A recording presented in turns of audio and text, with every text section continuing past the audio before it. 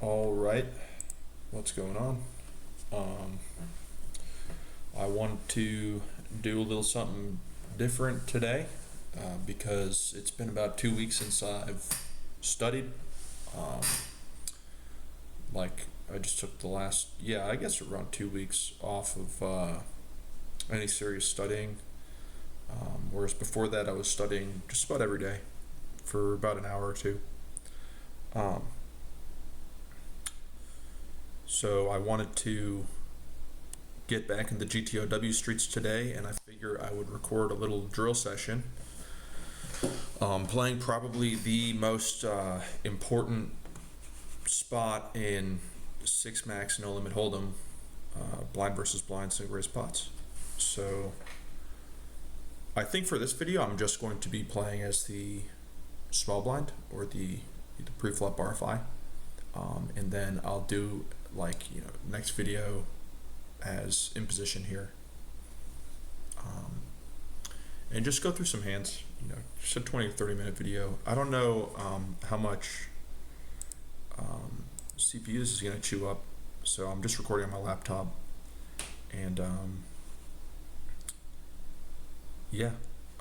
don't pay attention to this. I downgraded recently, so I didn't really see a reason to use the Ruse AI or whatever, GTOW AI, right now, because I'm more concerned with the theoretical strategies for certain spots, and not so much node locking. I think there's a time and place for that, but right now I'm just interested in becoming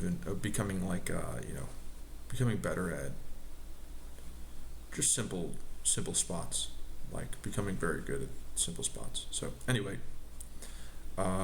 so 100 big blinds deep, small blind opens 3 big blinds, the big blind defends. These are simple strategies, simple ranges, so no limping strategy for the small blind, pre-flop, and so big blind calls, queen 8 deuce two-tone, and the action is on the small blind. My intuition is to do quite a lot of checking. I think on this board, there are many sizes that you could use, right, as even a single strike strategy. In game, I probably lean towards betting smaller, but you could use a lot of this medium size, and I think there's even a viable big bet strategy. But for me, I generally use B33. This hand, not having a spade, not having really any strong, not having I guess maybe with the 6 of hearts it's not as crazy, but I think this hand class generally tends to check. The main reason being, it is frequently outdrawn, and it's just not it doesn't have a tremendous amount of equity. It also is not a total airball, so it is basically looking to just check down and win its showdown.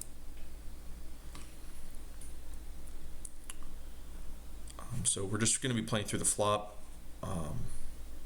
and in later videos we'll look at turns and rivers. 10-5 deuce, rainbow. The 10 and the 5 are a little more disconnected, so I think using this B33 size is probably the most frequently used size in the equilibrium strategy, at least on for this sim or this solution. Queen 5.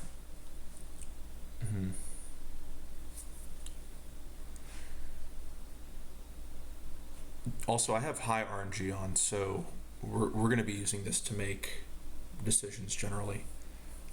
Queen 5, I don't know if you would want to do a ton of betting, but I think that it is definitely doing well enough to start putting in money. And the higher the side card, the more frequently you tend to want to bet. I think 60 is high enough for this type of hand class to go ahead and bet. So we get snap raised by our aggressive GTO opponent.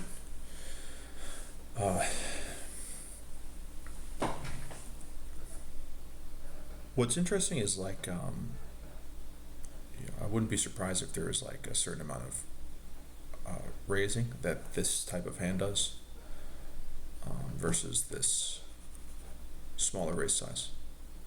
I think on a 44 I will call, but gonna maybe look more in depth at the 3-betting strategy after this after we get a couple more hands in. This video might be a little bit boring for you guys, but it won't be too long, and I also am recording this just to see my own thought process using this. The nice part about running drills on this site is that it becomes really easy to track your accuracy and your progress. So by session you can track your hit rate or whatever. So there's no need to do there's no need for some secondary method of tracking. 873 rainbow.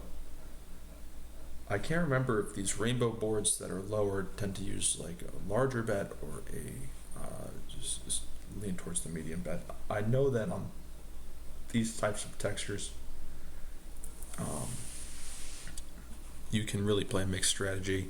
I think Ace-8 is a hand that definitely is an extremely strong hand and prefers to put money in. We'll do some checking from out of position, but definitely prefers to put money on a 69. I'm going to use the normal size. Could totally be wrong about that. I'm not.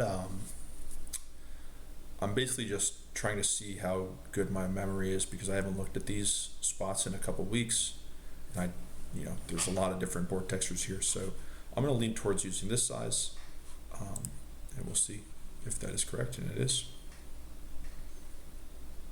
We could go check the overall frequencies. So yeah, it is mixing quite a bit, more checking than I anticipated, and B66 is the primary size. I forgot that we could just quickly glance at the solutions for a lot of these spots. So it's on these rainbow boards, yeah, you're leaning towards a mixed strategy of using this big normal or big size and normal size. I think if it were two-tone, you'd use a little more B33 and B66. This size here is built mainly around overpairs and Ace-8, so that's why I was considering using it, but I think it's not a high frequency strategy on this board type. I think 9 high and 10 high connected become a little bit more it becomes a little bit more frequent, and this is the most common size. So that was sort of my deliberation on the flop. Oh, let me hide that so there's no cheating involved. 6-4 deuce, rainbow. This board I will effectively range check.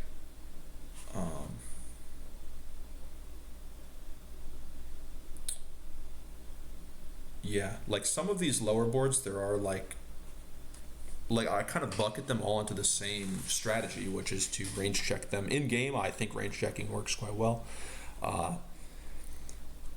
It's important to understand the response versus in position stabbing, because I think these boards get overstabbed a little bit. But here, going to check, and it looks like that was the incorrect assumption. Some of these boards do have quite a bit of betting, but it's hard for me to do. It's hard for me to determine which ones are being bet and which ones are being checked at a very high frequency. So this board is checked at a really high frequency, but this hand class is looking to put some money in. Do I think simplifying on this type of board is a good idea?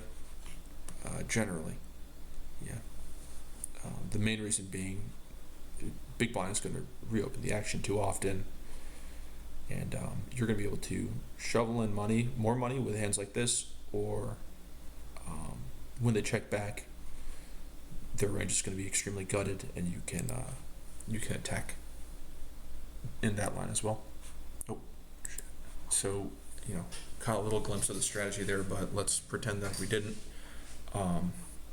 10-7-5. So this is definitely going to be a mix of some big betting and small betting. Interesting thing to note here is that small blind versus big blind, like BvB single raise pots, and button versus big blind single raise pots, the pre-flop raiser plays like very similarly in a lot of ways, except when you're playing out of position, this small bet becomes much more viable. Like, it becomes a much more useful tool, because you no longer have the option to check back and see a turn or check back and see a river. This small bet becomes like a very nice tool to like pacify your opponent, and then you also like gain some fold equity, right? Like, they're folding some hands that may stab after you check. So it's actually a very useful tool. I think it gets used primarily on boards where your opponent is going to be like betting quite large, but I could be wrong about that. I'll give you an example if we come to a spot like that. So 10-7-5, we have Queen 10. This hand class is, I think, very comfortable betting, and on a 98, I just can't imagine that it's doing a ton of over betting. I think the primary size for this type of hand would be B66 or B33, and then like as you get like the Ace 10, sort of the threshold. King 10 might make some bigger betting, but even on a 98, I think I'm going to use this B66 size, and that'll be what I go with. So looks like I might have been a little bit off with my assumption here. So a lot of checking. I guess I should have gone over that a little bit longer, but B33, B66 being used at a pretty high frequency, and then extremely low frequency over bet. I would not really play this in game because I'm not playing like a 3 size strategy in game, but yeah, like this is making sense for me when you know that 3 sizes are being used. If you roll a 98 and you have like a hand that's sort of on the cusp or close to the cusp, it might mix a little bit if you roll like a 99, 98. Okay, so we have Ace King 5. All right, this is actually perfect. This is the board texture type this is the type of board texture I was talking about just a moment ago, where button versus big blind, you're basically playing over better check. Ranges are pretty similar in a lot of ways in both these configurations, BvB and button versus big blind. But BvB, you would not play over better check in like a flop with like a flop strategy that is able to where you can pick from multiple sizes, right? Like you can play a lot of small betting here, and it's actually a little bit better because you don't get bluffed off of your hand when you have like some amount of showdown. Like a hand like jacks benefits from betting 33%. You have a lot of like middling hands that benefit from betting 33%. In position, those hands have the option of checking back and seeing the turn, But from out of position, those hands benefit from betting and then getting folds, right? Because like you just win the pot right there, and the EV of just winning the pot on the flop and then getting called, right? They're probably pretty close when you're out of position. Or like check calling, right? They're all like pretty close in terms of EV because you have to think about every possible line, which is not really viable for a human being to do. But the main takeaway for me when I've studied these spots BvB is that B33 is intended to, like, this gets used a lot more frequently in some of these polar boards because you tend to pacify your opponent in theory, and then like also you gain some fold equity, which you are very satisfied with from out of position because you're anyway, I think it works even better in game. But that's a discussion for a different time. Anyway, ace king 5 rainbow, we have pocket deuces here. I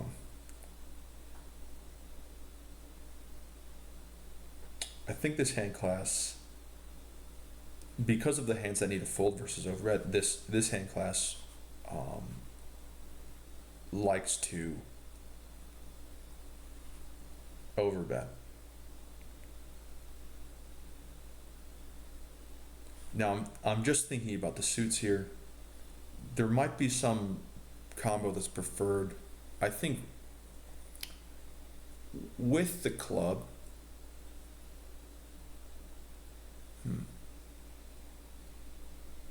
what's the benefit of having the club?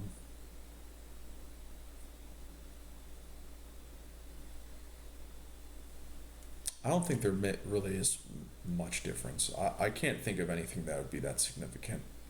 So on a 73, I'm going to overbet, and I think that this would also play maybe some small bet as well. This is likely, like a really high frequency bet, maybe a range bet that mixes both these sizes, and then like overbet is definitely a part of the strategy. I don't know if it is used all that high frequency, but deuces I think would go into that category. So, and so we are doing more checking than I anticipated. We can go ahead and look at the strategy. Way more checking than I remember, honestly. I think I was like solving this spot with GTOW or GTOW AI, and it was like a little bit different than this, but it's mixing a lot of overbet, mixing some small bet as well. And then you see the small pair hand class, primarily deuces, just begin to bluff. So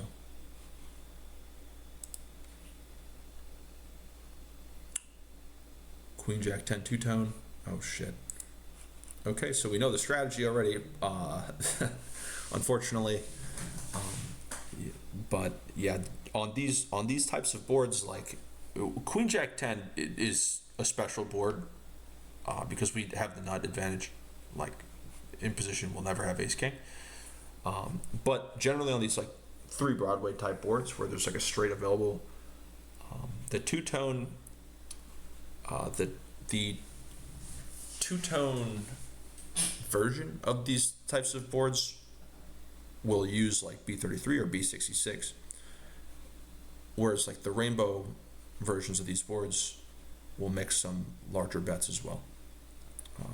Now I speculate, but I would think that is mainly because of the dynamic nature of these boards, where it's like the king of spades, like any spade will really downgrade the strength of your hand. This hand could just be dead, right, if a spade comes. So there's less runouts where this hand can put in all the money and get called by worse. So you play a little bit more careful on the flop with these smaller sizes. Here, 95, I'm going to use this B66. I definitely mix this, some of the time. In game, I'd probably play B66 on this board, generally. Yeah. You would have to mix this hand into the checking range as well. Maybe not specifically this combo, but definitely need to be careful to protect your checking range from out of position.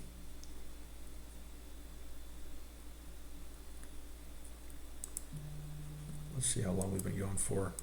This has been like a total yap fest. Okay, 20 minutes. So let's do 3 more hands, and 10 hands is good by me. I cannot remember for the life of me the strategy on this board.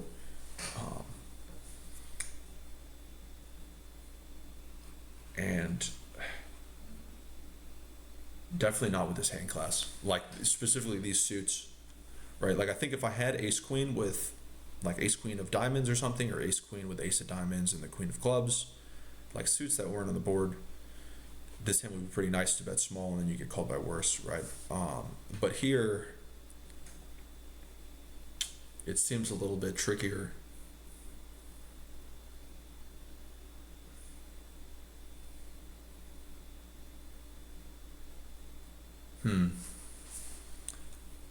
Yeah, I think I would like to bet this hand. I don't think you would range bet this board. I think there is like quite a bit of checking. Just because it's getting towards this more like middling region, like Jack 9, it's a little bit connected. Definitely some turns and rivers that will completely change the dynamic of the board. 15-9, I'm going to go ahead and bet, but I wouldn't be surprised if this hand does a little bit of checking as well. Okay, so it does quite a bit of checking.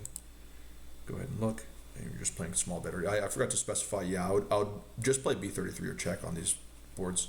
In position can play like a mixed strategy of like B33, B66, but that will be discussed in a later video.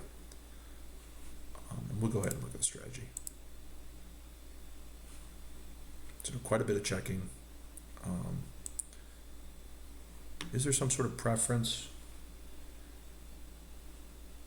Yeah, it seems like there is. Like,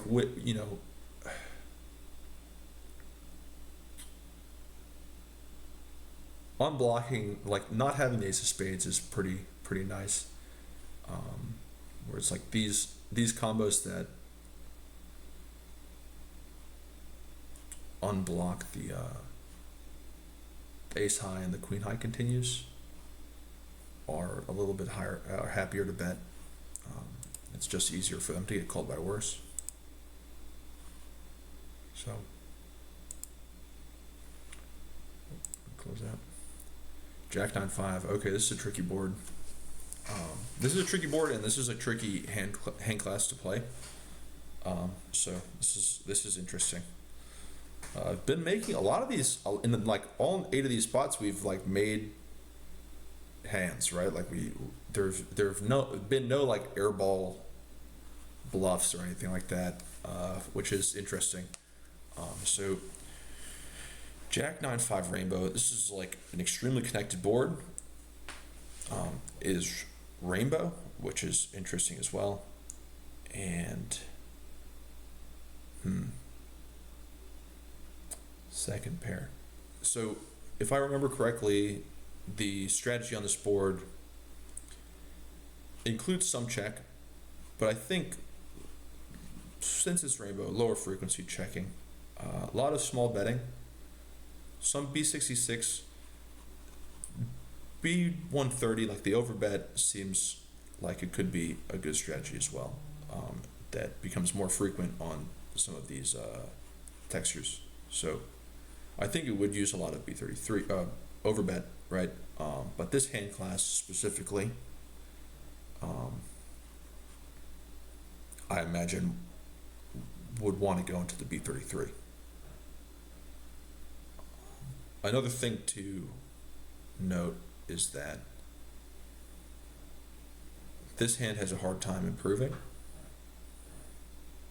and would not necessarily want to pile a ton of money in on the flop. So on a 20, I feel pretty comfortable checking, and I think you would do a little, like quite a bit of checking with this hand.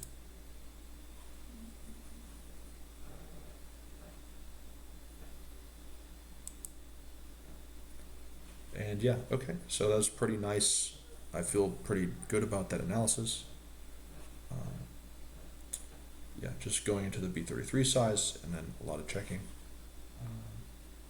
So let's do one more hand and then we will wrap this. Actually, let's go ahead and look at my, okay, cool. So a lot of overbetting, which is sort of what I anticipated. I think this is like, this is how I remember the spot playing.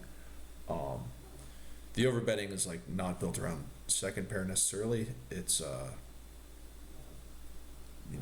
like second pair definitely strong, but does not want to like shovel money in. What's interesting is like, I wonder how, like, I don't know. If we get dealt that hand class, I'll look a little bit more in depth, but like we look at the second pair, this is generally how I'll study is I'll look at like, the specific hand class that I've been dealt, second pair, under pair. They're going into the B33, they're doing a lot of checking. They basically want to let the board run out before they start putting money in, because they're very susceptible to like bad runouts where the hand strength is downgraded. And then third pair is starting to bluff quite a bit, looks like. So mix some 9x indifferent, and then like you have like all these pocket pairs that are like struggling to call as well, as in position, right? So all right, let's do the last hand here. Hopefully we get something interesting. Okay, awesome. Queen, 6 deuce, rainbow. We have 10-9 of hearts. This hand class is very like special. It seems like, at least from what I've seen, like these suited connector hands on these disconnected boards do a lot of betting, even when they look like they don't have much going on. This hand actually does look like it has quite a bit going on, right? Like any jack, 8 or 7 is going to improve it to like a straight draw, and 8 being like 8 and jack being a pretty nice card. Even a king, right, improves it to a gutter. So yeah, I think this hand would always prefer to go into the small bet. It has a tough time playing facing like a stab from in position. The in position strategy here is like, generally in these spots, right after check, in position, unless it's on like a board that is extremely like they're at like an extreme disadvantage where they have to play like overbet or check. On these types of textures, generally after check, in position has to check back roughly 50% of the time. So that might be like a nice heuristic for any of you, like if you've made it this far in the video, and you can go like verify this. It just might help you with like adjusting your frequencies if you are interested in doing that, right? Like playing at like closer GTO frequencies. So this hand though, I would bet very high frequency for the B33 size, and this would be my primary size on this board texture. So it's lower than I thought it would be, but it looks like it's because you're using some B66 as well on this board. So go ahead and look. And then we'll look at no made hand. And this would be, I guess it would be 2-card backdoor. Well, before we do that, actually, like we can just go ahead and like notice like extremely high bet frequency on this type of texture. It's disconnected, it's rainbow. A hand like top pair is not really worried about too many runouts. there is like it's very hard for in position to defend versus B33. Out of position is doing very well. So yeah, but this hand class specifically prefers to bet, and I think it's primarily because like even the air, right? Like even these suited connectors with no draw, right? Like they're preferring to bet. Like no backdoor flush draw. Like these hands are preferring to bet. I think it's because of just getting like hands that dominate them to fold, right? And then also lots of cards for them to pick up equity on, so that they can continue barreling turn, as well as the added factor of like having to like check fold mainly versus a stab from in position. So like the EV of these hands for in the bet line is much higher than like the check fold line, which is presumably 0 EV, right? Like or like the check fold line is 0 EV, but like the check line when facing a stab is 0 EV, because you have to always, you're like pretty much always folding.